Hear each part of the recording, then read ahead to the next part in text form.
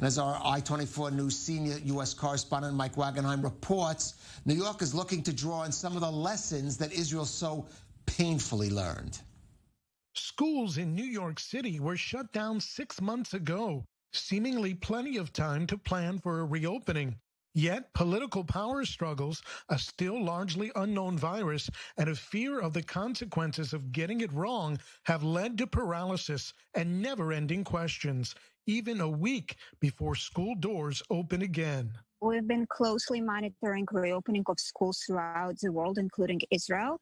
We've been in touch with our partners there on the ground, seeing what works for them, what doesn't. And we're trying to learn as much as possible to have as successful opening as possible for our schools.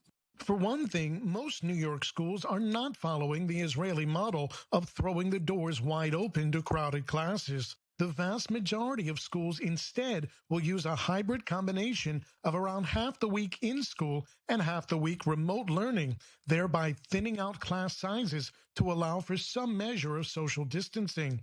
That was a measure that Israel erroneously scrapped early in the reopening stage. New York also won't be dealing with the stifling heat Israel had in May, which should help with getting students to keep on their masks and keeping school windows open until winter comes. Some schools will employ outdoor learning.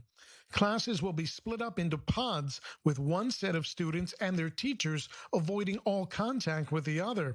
In addition to limiting any spread of an infection, one pod can be quarantined at home while others can continue at school.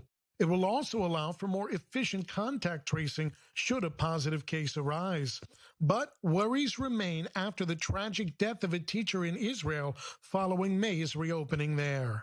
People are scared. Teachers are scared. Many teachers who are older, who may have kids or elderly, vulnerable populations that they have to take care of, they're concerned. Same with our families, by the way. When they have a choice, they can either come in through our hybrid model a couple of days a week, or they can choose to learn remotely. School is all about learning lessons, what to do and what not to do.